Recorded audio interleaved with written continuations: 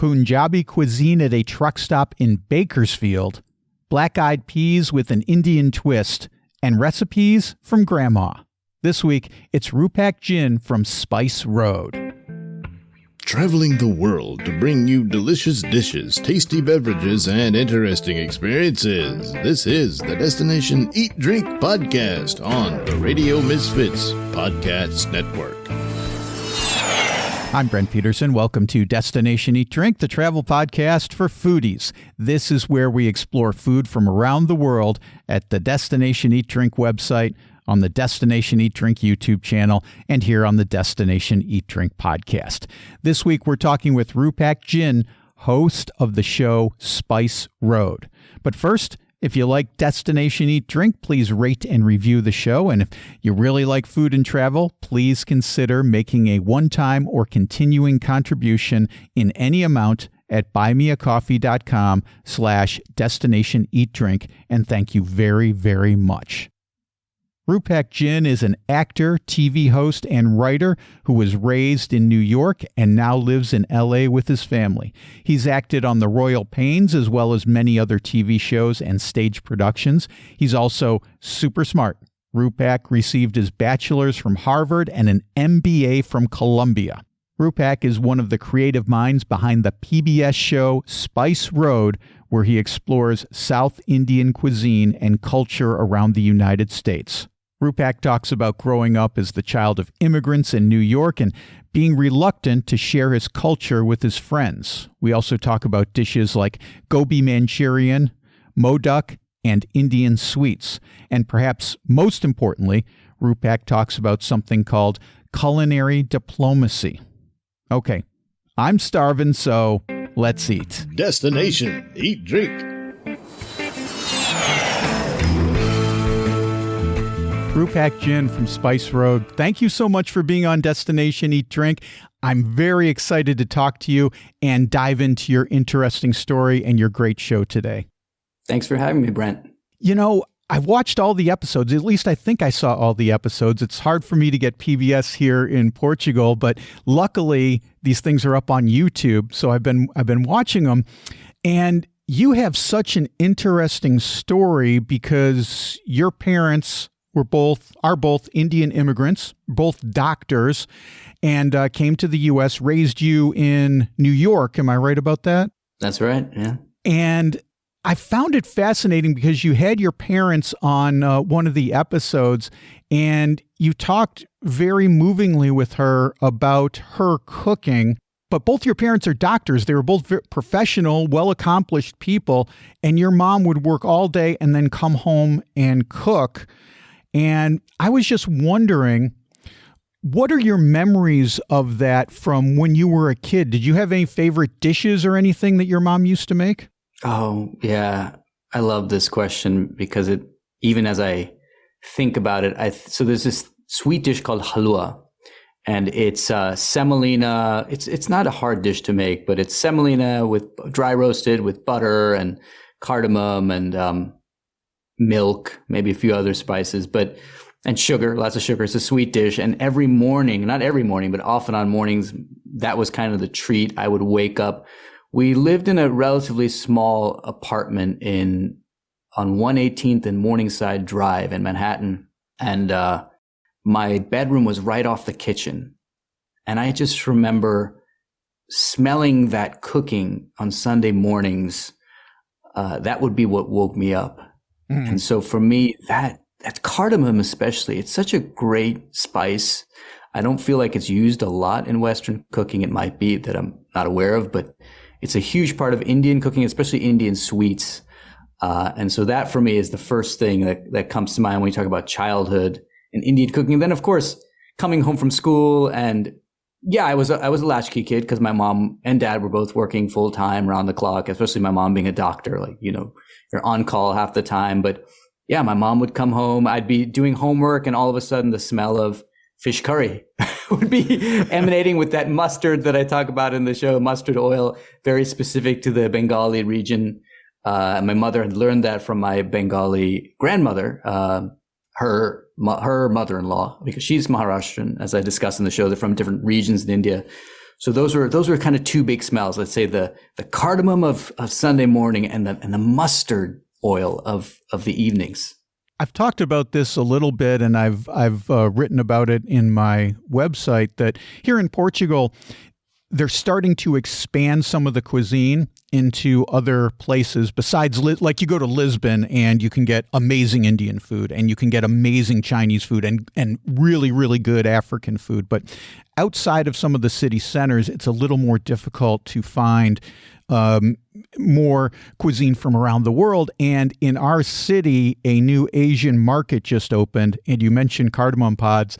And I smiled because I was so excited when they had cardamom pods. I'm like, this is coming home with me, definitely, you know. I'm curious, do they use cardamom in Portuguese cooking, or do you use it in any of your cuisine? No, maybe they do in Portuguese cuisine, but I haven't seen it.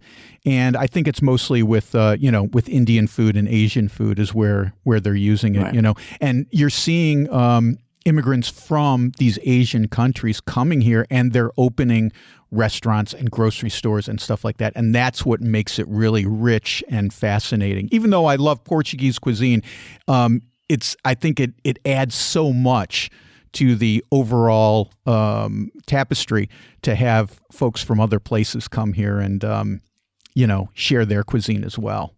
You're in the hot spot, by the way. I mean, there's a few friends of mine, one specific I'm thinking of who moved to Portugal. Like, she's there. It's like, I haven't been, I'm dying to go now. I think you got there earlier, but, there might be a wave of more of this sort of multicultural people certainly from America making the shift. So get ready. Yeah. There are Americans even to our city, which is relatively small, about 125,000 people, but, still, the latest population totals that I've seen, and I think this must be underestimated. I don't see how it could be this low, but there's only 10,000 Americans over here. And that's not a lot. There's more people from Nepal in Portugal than there are Americans. But boy, I think we must know every single one of them, of those 10,000.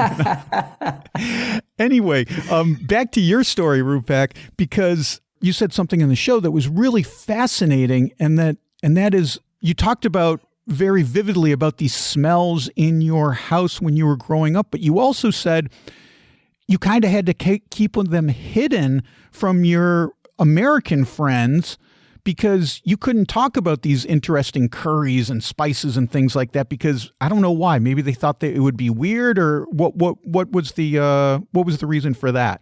Yeah, and I want to be super clear when I talk about this. It was very much self-censorship. Right. It's not like, certainly in high school and junior high, like people weren't, it wasn't like people were telling me I couldn't say things, nobody was, doing that sort of thing. It was more my own sense of it wasn't mainstream.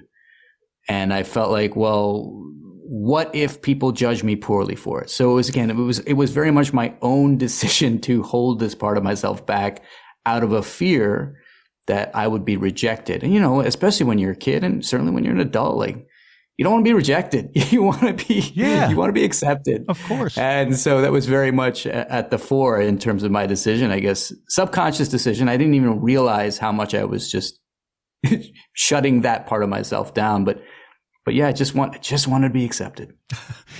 Do you think that's common? This sort of self-censorship. Do you think that's common among kids of immigrants or immigrant kids themselves?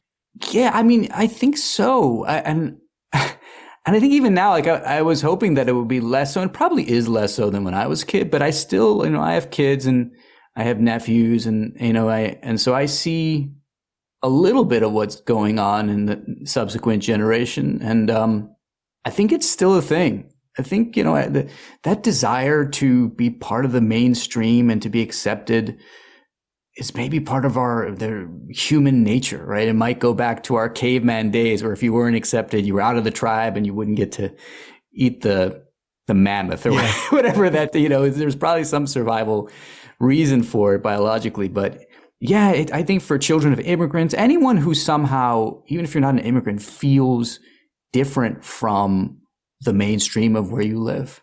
You're a vegetarian, and I always, whenever I speak to someone who's vegetarian, they all have different reasons for why they became vegetarian. And I'm just curious because a lot of Indians are vegetarian, especially in the South. But I'm wondering why you became vegetarian, because I don't think your parents are. I'm wondering, is it political, ethical, cultural reasons? Why? Yeah, and this is such a tough one for me to answer because there's a number of reasons I think that filtered in, and some that I'm aware of, and some that I may not even be aware of. Number one, and then number two, as you mentioned, my parents are not vegetarian. I grew up most of my life not eating vegetarian, so meat, fish, chicken, pork, everything. And I remember distinctly feeling very judged by people who were vegetarian. So I'm so like, oh, every time I talk about this, it's like, please, anybody who's listening, I'm not judging you. You know, it's just a path. Everybody has to find their path. But mine was, and this gets to the first point, like if I try and nail down the why, okay, I have a spiritual practice. There's a guy named Brad Warner who is a Zen teacher, whose book I read in New York.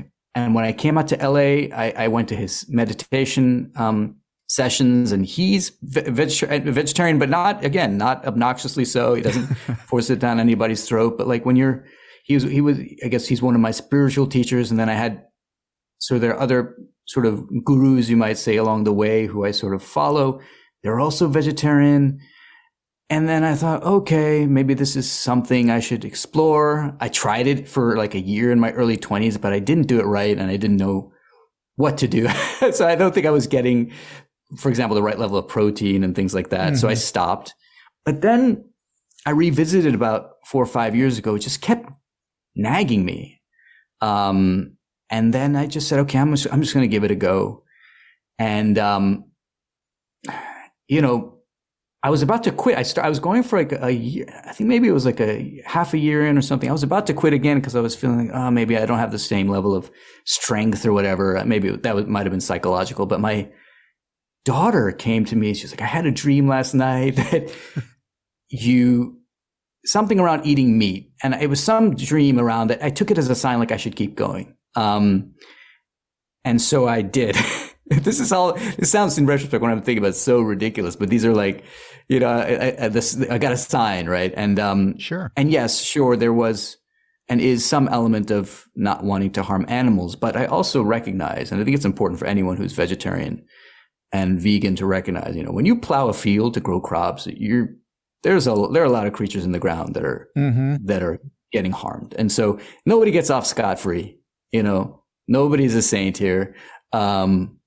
But yeah, I guess if I had to identify the reasons, it would be a little bit spiritual, a little bit my daughter's little dream, the sign, and a little bit of animals, and I think maybe a little bit of health for me specifically. But that's the cocktail. Is the rest of the family vegetarian? You've got a son, a daughter, a wife? So interesting. Yeah, my daughter last year decided, I think when she turned 9, decided to follow suit. So she's pescatarian. She still eats fish. My son and wife still eat meat, and I cook, fish, meat, everything for them. And so preparing meals has become a little trickier because I used to be able to make, one meat dish, and then the 3 of them would eat, and I'd make my veg food. Now I have to make like a veg, or maybe sometimes I'll make fish for my daughter. Like there's more cooking to be done. So it's interesting. But you know what? I like to support anybody on their journey, and, everybody gets to choose their path. That's the cool thing about this life. Yeah, they'll find their way eventually. Yeah. You mentioned your kids. You mentioned that you do some cooking. Are you the main cook in your house? I'd say the majority of the meals are coming through me. My wife is incredibly busy. I mean, I don't know how she does it. Truly, it reminds me of my mom times 10 because she's just doing so much. And so I cook. I also enjoy it. It happens to be. And what's funny is that the division of labor in our household has largely come along things that we're good at and we also enjoy. So yeah, I'd say it's mostly me, though my wife can cook definitely if needed. Your wife is from Virginia, right? I think you went to Roanoke in Spice Road, and I have a little bit of familiarity with Roanoke because my uncle was there for a long time, and now my cousin is living there with his wife and his daughter. And when you guys went to Roanoke, you went to this place called Taza, I'm not sure how it's pronounced. Taza. And so I immediately texted my cousin. I was like, I was just watching the show, and he's in Roanoke, and he went to this place called Taza. Is it any good? And he came back. He's like, yeah, that place is legit, man. I'm so glad. So tell me a little bit about Taza and your visit there. Oh, it was great. I mean, the Rajus, a husband-wife team who own it, are just what we were trying to sort of highlight and showcase in this show is sort of the resilience of these South Asian immigrants who come over, across and make that, 10,000-mile leap over the water and establish community around them for their, cultural food, the food that comes from their culture, which is kind of shocking, especially specifically in a smaller town like Roanoke. We're not talking about New York or LA, San Francisco. What we were sort of the theme of the show was we were trying to show that immigrant communities are thriving in places you might not expect in small town America. And so that was an incredible experience just to see not only had the Rajus established this beautiful restaurant with delicious food, but the community. And in that episode, we sort of interview the community, and it was people from all walks of life, all, different races, who came together around this couple. So it was really, really inspiring. One of the things I found interesting about that place, Taza, was they kind of have sort of an Indian Chinese fusion thing going on. And I think that kind of crystallizes in this dish called gobi Manchurian. Do you want to talk about that dish a little bit? Because I thought it looked absolutely fantastic. Oh, it's great. It's such an interesting, first of all, everyone, yes, go get some gobi Manchurian. And it is on menu at a lot of Indian restaurants. And the origins, as I go into the episode, there's some dispute actually over where it started, but I have to look it up again just to, if you want the full history. But it's a dish that has, cauliflower. Gobi means cauliflower. And it was I believe a Chinese chef who was in India who sort of pioneered this dish, and the flavors of soy sauce and chili sauce are distinctly what make it sort of have that Chinese sort of panache to it. But yeah, it's cauliflower. It's sometimes breaded. I think often breaded, if I recall correctly, and deep fried, but then sort of with garlic, ginger, maybe sometimes onions. And other veggies, stir fried in there. And then that delicious hint of soy sauce and chili sauce. I mean, it just coalesces beautifully. So yes, everyone should try gobi Manchurian when they get a chance. You got soy sauce, you got that umami, you've got the heat from the chili sauce, you've got the breading, you got the cauliflower deep fry. Oh man. Yeah. Cauliflower is so great. I mean, it's such an underrated veggie, but it's just the texture, it's so crunchy. Absolutely. Just love it. It occurs to me as you're talking about this kind of Indian Chinese mashup, like you've got kind of a mashup family. You have Indian heritage. Your wife is from Virginia, so she's a Southern belle. Do the cuisines ever combine in your house? Do you ever get collard greens with your paneer or anything like that? It's funny. There is one dish in the South where my wife's from that they have every New Year's Day, and it is black-eyed peas and greens. Now, it could be mustard greens or collard greens, but it's black-eyed peas and greens. And it's for good luck. You're supposed to have it on January 1st. You should ask your cousin if they do it in Roanoke. I don't know. But we do an Indian version of that. And in where my mom's from, in Maharashtra, in the west of India, there's a dish called birda. And birda is uses black-eyed peas. And so I do add the classic Indian spices. I do what's called a tadka, where I fry the spices and I add it to these black-eyed peas that have been soaked and boiled. And in the tadka, I'll often put let's see, haldi, turmeric, dhania, jeera, cumin, coriander. Sorry, when you remember that spice names in a different language, you have to translate them. But yeah, it's turmeric, cumin, coriander, and sometimes garam masala, which is a mix of spices. Those will definitely be in there, and sometimes I'll grate ginger in there, and sometimes garlic.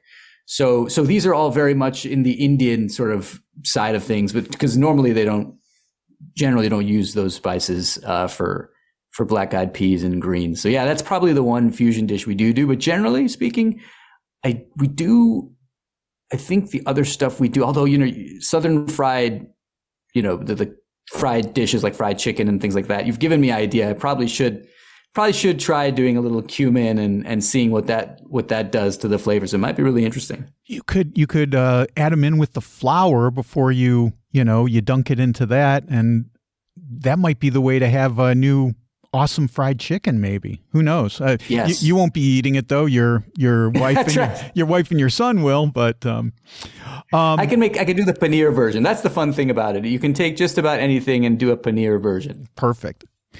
I wanted to talk about this place called Punjabi Shaba, which is a truck stop in Bakersfield. And I just love this because, truck stops are not exactly known for their high cuisine. And you went out here and I was like, what in the world is he going to find in Bakersfield? And, and it's like, I shouldn't do that. I shouldn't stereotype, because when you get to this place and I see the food coming out and I see how much care and love they put into it, I was like, man, now I want to I'm going to road trip to Bakersfield from Portugal. You got to, because it just looked amazing. Tell the folks about this place a little bit if you could. Oh, and so Punjabi dhaba is, first I should explain what a dhaba is. Dhaba literally means like hole in the wall restaurant. Oh, right. Cool. It's not even, I wouldn't even say diner, because diner doesn't get it, because diner almost seems too fancy. Like a dhaba is literally like a truck stop, and they are all across India and now the United States. In fact, this dhaba was serving a truck route. And there's, I think it's, forgetting which route, maybe 66, but there's a route that all the truckers go along across the US, and it cuts right across, and, dotted along that route are dhabas.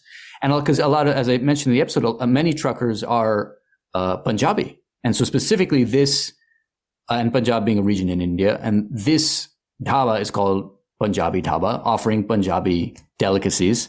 And so the food is really hearty. It's the kind of stuff that, you'll be able to drive 10 hours afterwards. It'll fuel you, but it's just so delicious. Things like paratha. This is an Indian flatbread. Of course, the favorites, like they have, I think they have their chicken tikka. I think he was telling me their chicken sells out very quickly. Tandoori, they have a tandoor. So that's like a clay oven. Where I know many of your listeners probably have had tandoori chicken and these kind of tandoori. Naan is also a bread that's made in a tandoor. But this place in particular does it in a way that is unique. And the flavors are just right. Dal makhni. So for you vegetarians out there, dal is a legume, lentils. But there's many kinds of dals. And so dal makhni is a specific preparation of dal. We get into that in the episode. They do a great one. It's a kind of heavy, rich, creamy dal.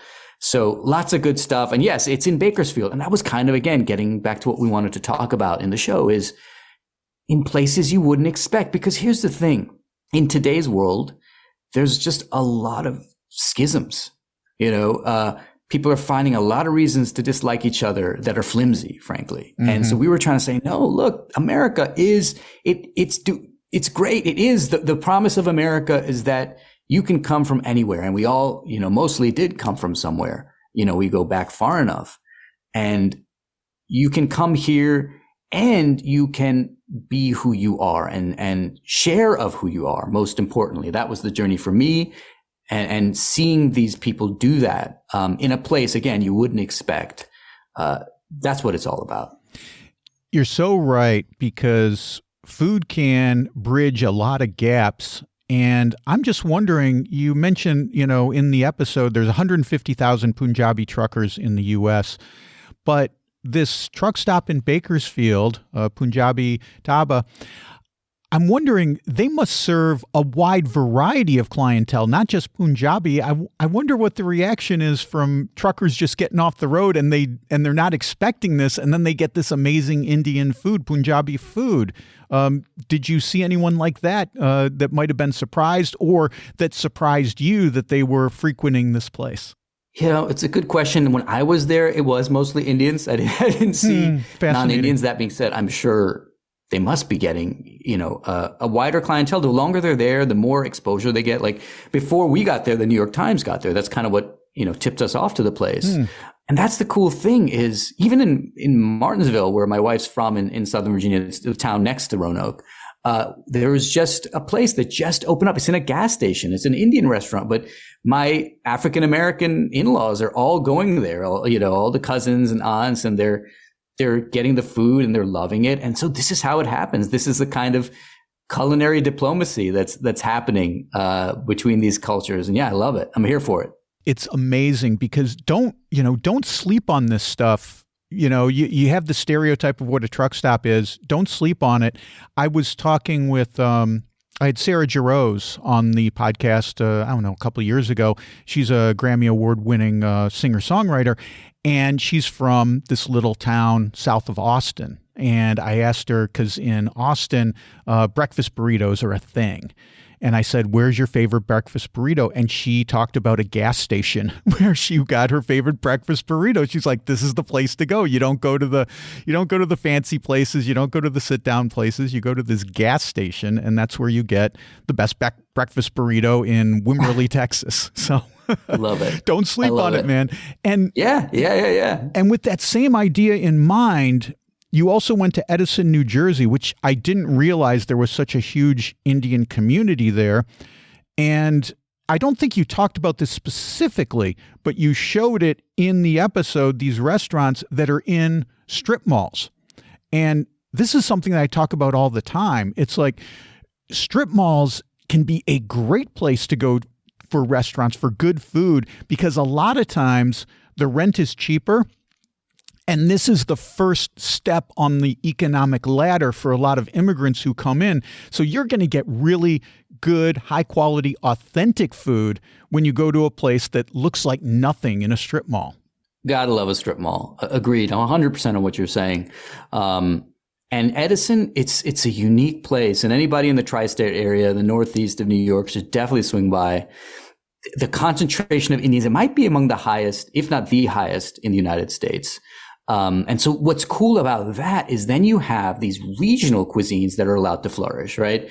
So the big headline food, generally speaking, outside of India, across the West, is generally speaking North Indian, and even more specifically, a lot of Punjabi food. And which is great. It's delicious. Things like your butter chicken, your chicken tikka masala, your naans. These are North Indian, dishes. And again, they're amazing. But South Asia, and even within India, there's such a diversity of food. And you really only get that once you reach this sort of critical mass of a South Asian population, which you have in Edison. So then we found this amazing Maharashtrian restaurant in Edison called Mejwani. The owners are just delightful people, and the food is unique to the region of Maharashtra where my mom is from. So we're kind of doing this as an homage to my mom. And very different cuisines, like the fish, like pomfret is a very famous fish dish from the region. But then all these other vegetarian, and in fact, vegetarian cuisine is very popular in Maharashtra. So a lot of great vegetarian dishes. So that was what was exciting, is that they're showing the diversity of South Asian cuisine in this area in Edison. I think this is such a vital point that you've just made, Rupak, which is India is a massive country. It's a huge country, and we have to realize that it's not one homogeneous type of cuisine, just like it's not one homogeneous type of person who comes from India. And as we explore more and more, I think Americans are getting more sophisticated now and they understand this. But sometimes I think Indian food is one thing, Mexican food is one thing, Chinese food is one thing. But it's not. It's a million different kinds of cuisine. And that's what's so cool when you go to Edison, New Jersey, and you've got this regional cuisine. Can we talk about a couple of the specific dishes like modak or puran poli? Oh, sure. Yeah. And I have a sweet tooth. Everybody should know that. I just love sweets. So modak is, and I might get this wrong, but I believe it's rice flour based. It's effectively a dumpling filled with sweet shredded coconut and spices. I'm sure other spices. But that's the gist of it. It's a sweet shredded coconut dumpling. You might imagine like what it's like to have a macaroon inside a dumpling, but that doesn't even get close. Yeah. But it's just delightful. That's modak, and that again from Maharashtra. And then puran pori is, and this is I believe wheat based.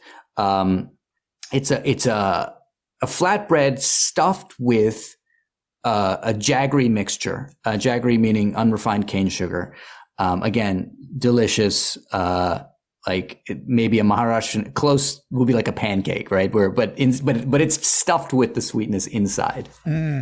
Wow, fantastic! Yeah, puran pori. You got to get these two things. Go to Mejwani. These are and the list goes on. There are so many desserts, but those are definitely two of my tops. One more thing I wanted to talk about before we let you go is this thing called pan, Paan, because I hadn't heard of it before. So I researched it before I was going to talk to you, Rupak, and it's kind of fascinating. It's made with this thing called betel nuts, and and some other things. And before we talk about it in more depth, I just want to know what your experience was like it, and did you enjoy it? So pan is one of those interesting things. It's chewed all around India, certainly, and throughout South Asia, probably beyond India. But betel nut is the key ingredient, and it comes as a nut, but it's broken up into pieces. I have memories of my grandmother had a little box, like it was like an assembly kit. After dinner, she would take out this nutcracker and crack the betel nut, and then you actually roll it up in the leaf, the pan leaf, so it's it's chewy and it's a mouth freshener. And apparently they say, and I've had it, a number of times, that the pan has some sort of narcotic effect. Who knows? I'm not sure. I mean, right. There's some science there that people can look up, but it does have a little bit of a mouth freshening feel, but it can be for first timers a little overwhelming, especially when you first pop it in, because it's the betel nut, but then people put all sorts of, you can make it sweet, you can put sweeteners, or you can make it not sweet. People even put tobacco. That's hopefully, it's less and less common probably these days, but you chew it and it's a blast of flavor that I cannot describe. And it's definitely overwhelming again to a first timer, but once you keep chewing, then you get more, it settles down and you get more of that, more of what it's about. But generally speaking, I don't swallow it. You right. do. The only problem is it can get messy because people spit. And so the spit can leave stains on the street. So that's not so desirable. So did you feel any of this psychoactive effect that it's supposed to have? I was reading about it. I've never really felt, maybe a little bit, but it's so mild in my mind. Gotcha. Okay. But again, I'd have to look into the research. There probably is something going on with that betel nut. There's probably something happening. And again, I don't recall feeling it, but I never chew it on a daily basis. It never became a huge habit. It was something that, so in New York, there's a neighborhood called Jackson Heights, which has a lot of South Asians. And we would go up there every once in a while, and there'd be a panwala, like a guy who sells pan, like a stand. And we'd have it like as kids once in a while, just for fun. So that was the extent of and then now every once in a while I'll have it just for fun, but I don't have it regularly. And probably you'd have to ask a regular pan chewer to know if there's really something there. Okay. Well, do you have a plan for any more Spice Road episodes? I think I've seen all of them, and it left me wanting more. We do actually. We are in discussions with ITVS and /PBS about doing a second season. We're hoping to really tackle more states across the U.S. and unexpected places where you might not find South Asian cuisine. So I will definitely keep you posted. It's been sort of this incredible journey for so many reasons, right? I got to meet all these lovely immigrants who are setting up shop and sharing of themselves and of their culture. But it's also the crew. I mean, we have such a wonderful crew. We're this small but mighty family that travels around and gets to do this, explore the world.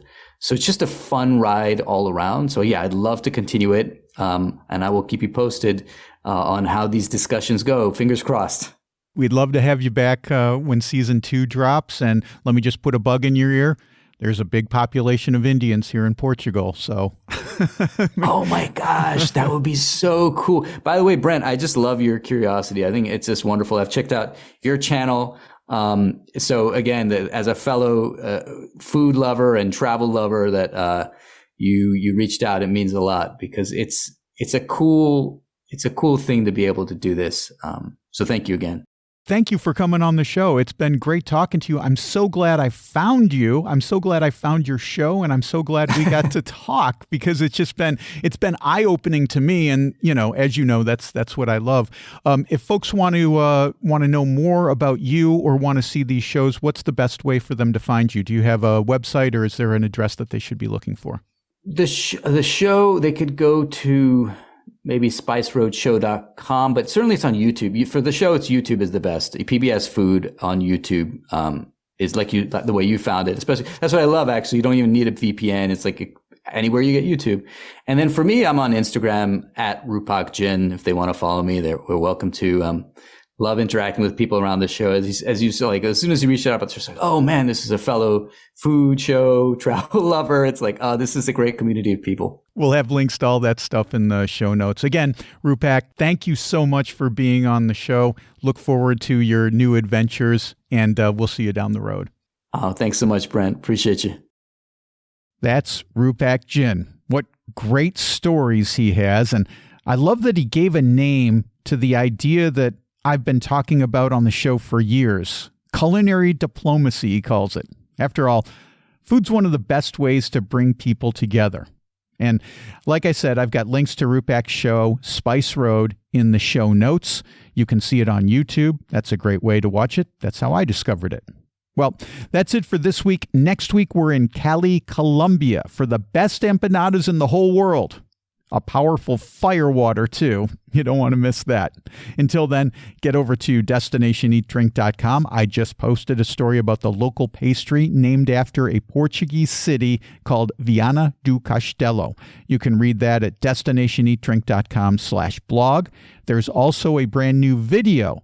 It's about the great food and vino verde in Viana do Castelo. You can see that by clicking on the video tab at destinationeatdrink.com or go to YouTube at Destination Eat Drink 946.